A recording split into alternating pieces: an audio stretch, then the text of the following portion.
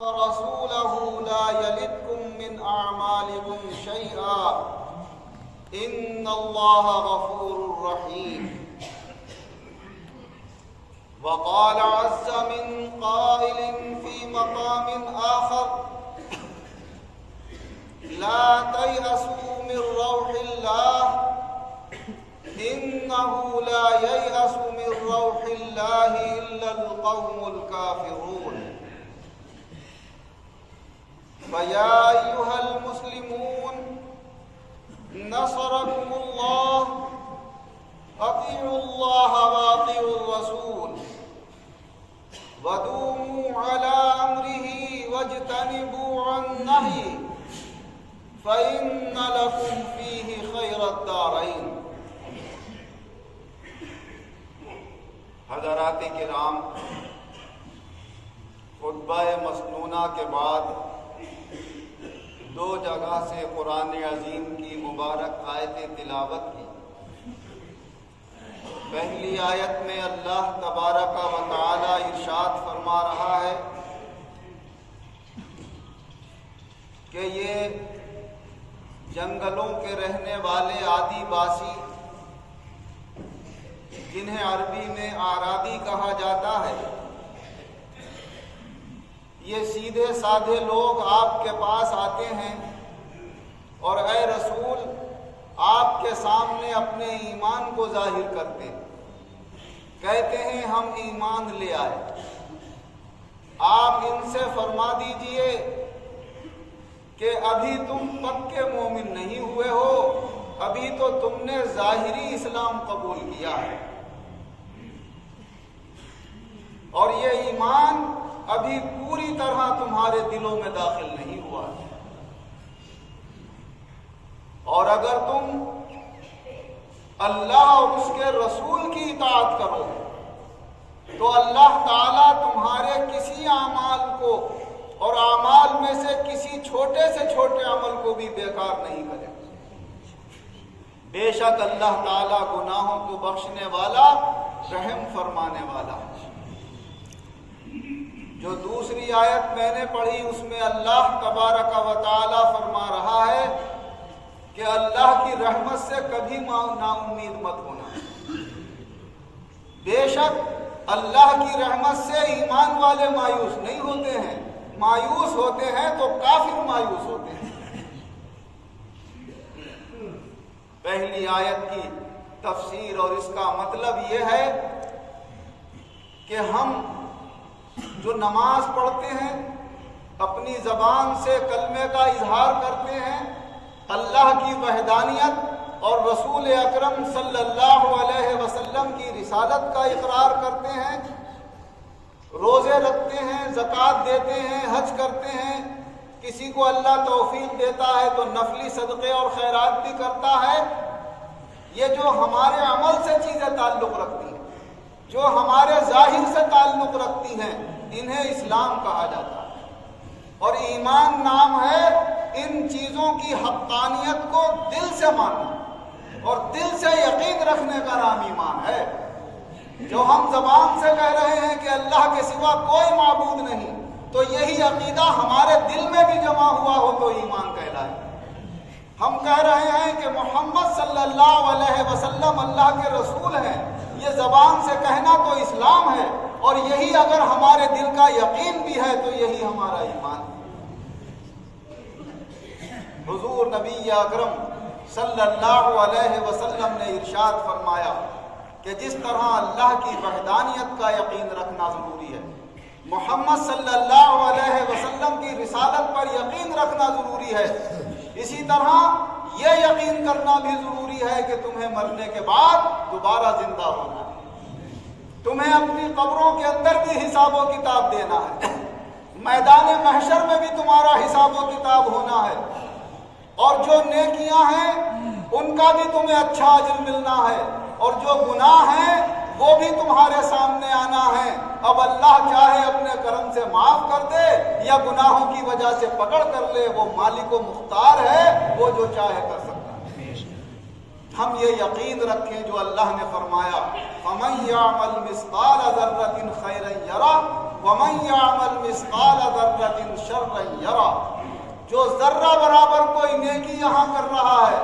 تو وہاں پر اللہ کے یہاں اپنی آنکھوں سے دیکھ لے گا کہ دنیا میں میں نے یہ نیک کام کیا۔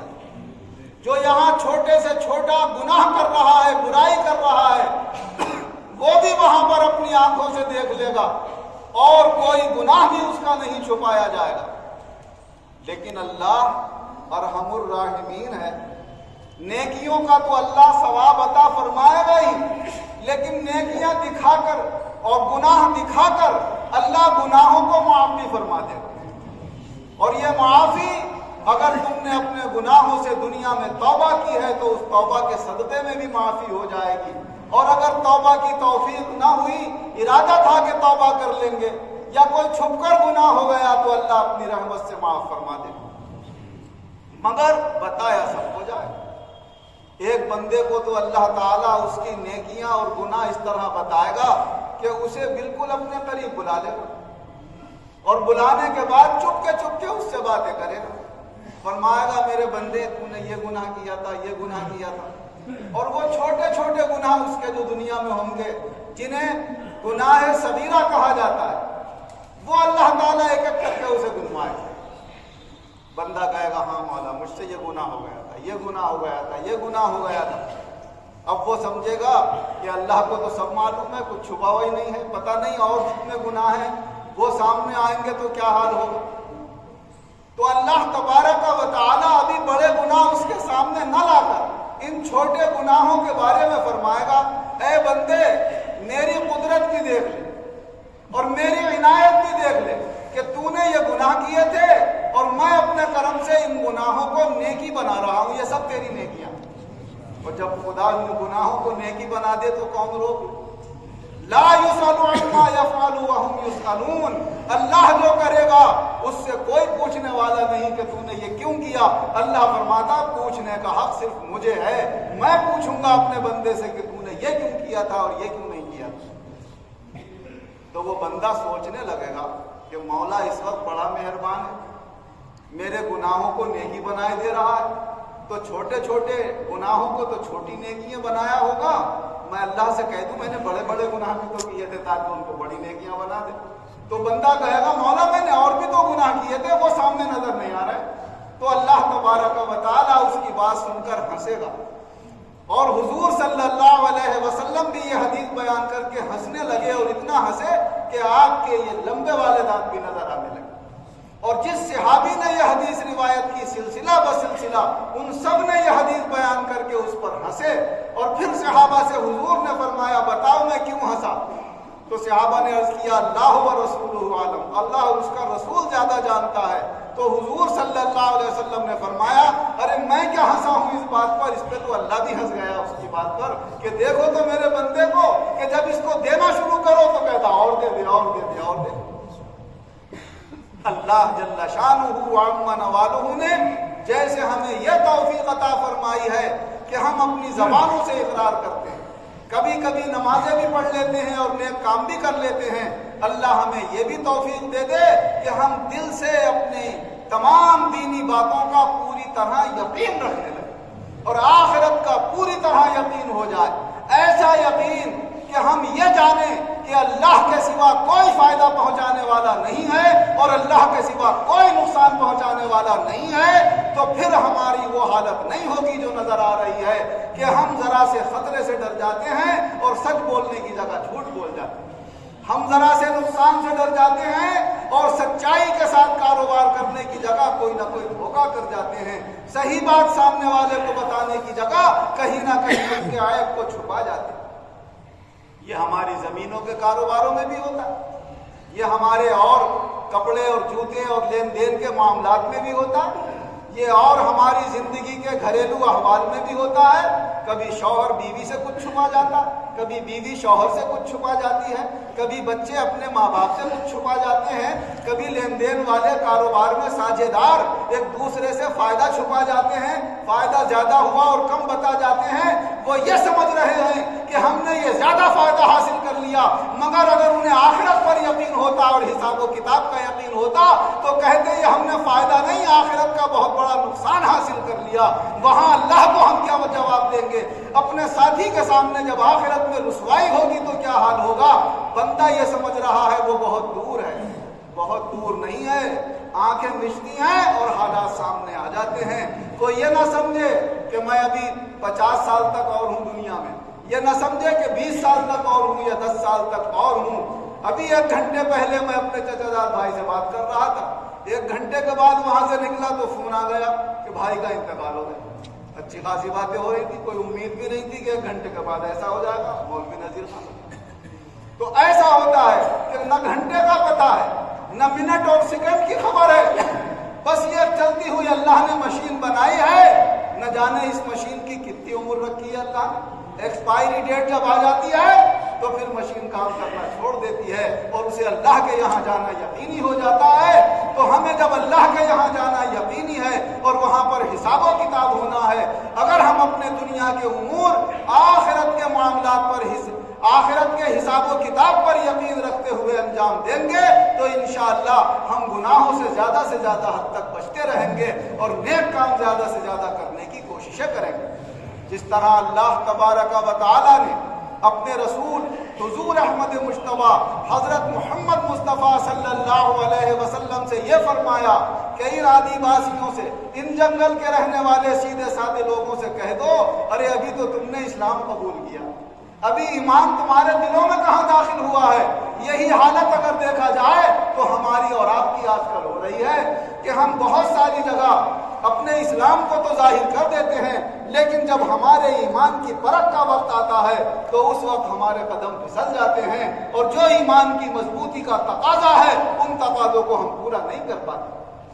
کبھی ایسا ہوتا ہے شوہر بیوی میں جھگڑا ہو گیا، شوہر بیوی سے سخت ناراض ہو گیا، بیوی شوہر سے سخت ناراض ہو گئی، یا تو ناراض ہو کر اپنے ماں باپ کے یہاں چلی گئی، بیوی آنے کو تیار نہیں ہے، یا شوہر نے طلاق دے دی، تو اب اس وقت بھی ہمارے ایمان کی یہ پرکھ ہے کہ ہمارے سامنے 2 قانون ہیں، ایک ہماری شریعت اور ہمارا اسلام ہے، ہم اب اس کے مطابق اپنا فیصلہ کرنا چاہتے ہیں یا ہم اپنے اسلام کی پرواہ نہیں کرتے، ہم یہ دیکھتے ہیں کہ ہمارا فائدہ کس میں زیادہ ہوگا، اگر دینی قانون میں فائدہ زیادہ ہوگا تو دین کا رخ کر لے، اور اگر دنیاوی قانون سے فائدہ زیادہ ہوگا تو دنیا کی عدالتوں اور کچہریوں کا رخ کر لیں۔ تو ہمیں دنیا کے فائدے اگر وہاں پر معلوم ہونے لگے اور دنیا کے فائدوں کی خاطر ہم نے اپنے ایمان اور شریعت کی پرواہ نہیں کری تو ہم امتحان میں فیل ہو گئے اور ہمارے ایمان کی پرکھ میں ہم بہت کمزور نکلے۔ اور یہی ہوتا ہے کہ اگر طلاق ہو گئی تو علماء سے قانون پوچھ لو کہ بھائی طلاق کے بعد مہر کتنا ہوتا ہے، جہیز کی واپسی کیسے ہوتی ہے، لین دین کیسے ہو جاتا ہے، عدت کیسے گزاری جاتی ہے، مگر نہ، ارے طلاق دے دی تو نے، اب بتاؤں گا تجھے، اب اس سے نمٹنا ہے، اب عدالت میں جائے گا، وہاں پر دعویٰ کرے گا، اگر اس نے 1 دیے تو 3 لکھوائے گا، کم سے کم 3 سال کی تو سزا ہوگی پہلے اس کو، اور پھر اس کے بعد مطالبے رکھے گا کہ مجھے اتنے لاکھ روپے چاہیے جب طلاق قبول ہوگی، اتنے لاکھ روپے چاہیے۔ اب اس سے کوئی یہ معلوم کرے کہ بھائی ایک طرف یہ قانون ہے جو دنیا کے تمہیں فائدہ دکھا رہا ہے یا سامنے والے کو دباؤ ڈال کر مجبور کرا رہا ہے، اور ایک طرف تمہاری شریعت ہے، تمہارے ایمان کا کیا تقاضا ہے، تو وہاں پر اکثر ہم دیکھتے ہیں کہ ہماری باتیں غلط ہو جاتی۔ اسی طرح ہمارے آپس کے لڑائی جھگڑے ہوتے ہیں، زمین و جائیداد کے بھائیوں میں اختلاف ہوتے ہیں، پڑوسیوں میں اختلاف ہوتے ہیں، مینڈوں پہ جھگڑے ہو جاتے ہیں، تو ہم سب سے پہلے کوشش یہ کریں کہ جو دین کے سمجھ رکھنے والے ہمارے معزز علماء ہیں یا ہمارے گاؤں میں یا دیہات میں یا شہر میں جو ہمارے معزز لوگ ہیں ان کو بٹھا کر ہم یہ کہیں کہ بھائی ہمارا اسلام کیا کہتا ہے اس کے متعلق، جو ہمارے اسلام اور ایمانی قانون کا تقاضا ہے، ہم اس طریقے سے اپنے مسئلے کو حل کرنا چاہتے ہیں تو انشاءاللہ آسانی سے حل بھی ہو جائے گا۔ اور دنیا میں اگر ہم تھوڑا سا فائدہ حاصل نہ کر سکے تو آخرت میں ہمیں بہت بڑا اس کا فائدہ حاصل ہونے والا ہے۔ اگر سامنے والا ناجائز دبائے گا تو قیامت کے دن تم خوش ہو جاؤ کہ اس کی دباؤ کی وجہ سے نیکیاں تمہیں مل جائیں گی، وہ دوزخ کی طرف جا رہا ہوگا اور تم خوش خوش جنت کی طرف جا رہے ہوگے۔ مگر یہ بات جبھی حاصل ہوگی کہ ہمیں یہ یقین ہو کہ ہم سچے مومن ہیں اور ایک نہ ایک دن اللہ کے یہاں حساب ہونا ہے، اور اللہ کی جنت حق ہے، دوزخ حق ہے۔ اللہ تبارک و تعالی ارشاد فرماتا ہے ان الذین آمنوا وعملوا الصالحات کانت لهم جنات الفردوس نزلا خالدین فیہا لا یبغون عنہا حولا۔ بے شک جو لوگ پکے مومن ہو جاتے ہیں اور ایمان کے ساتھ ساتھ نیک عمل بھی کرتے ہیں تو وہ ہمیشہ جنت الفردوس میں رہیں گے، جو سب سے اونچے درجے کی جنت ہے، اور وہ یہ چاہیں گے کہ ہمیشہ اس میں رہیں، کبھی اس سے نکلنا ہی پسند نہیں کریں گے، کیونکہ وہاں کی نعمتیں اتنی شاندار ہیں کہ دنیا کی بڑی سے بڑی نعمت وہاں کی معمولی نعمت کا بھی مقابلہ نہیں کر سکتی۔ اور یہ سوچ ہمارے اندر جبھی پیدا ہوگی کہ جب ہم اپنے عبادتوں کے ساتھ ساتھ اپنے ایمان پر بھی غور و فکر کرتے رہیں کہ بھائی کتنا مضبوط ہمارا ایمان ہے، کہاں ہم ایمان کے تقاضوں کے مطابق چلتے ہیں اور کہاں ہمارے قدم پھسل جاتے ہیں۔ اگر ہم اپنے اندر احساس پیدا کریں گے تو اللہ تبارک و تعالیٰ اپنے کرم سے ہمارے ایمانوں کو مضبوط کر دے گا۔ اللہ تعالیٰ میرے ایمان کو بھی خوب مضبوط فرمائے، آپ کے اور تمام مسلمانوں کے ایمانوں کو مضبوط فرمائے، اور مضبوط ایمان کے ساتھ ساتھ نیک اعمال کی توفیق عطا فرمائے، گناہوں سے بچنے کی توفیق عطا فرمائے، اور شریعت مطہرہ اور اپنے اسلامی قانون کی عظمت و محبت اور اس پر چلنے کی توفیق اللہ ہم سب کو عطا فرمائے۔ آمین۔ بارک اللہ لنا ولکم فی القرآن العظیم۔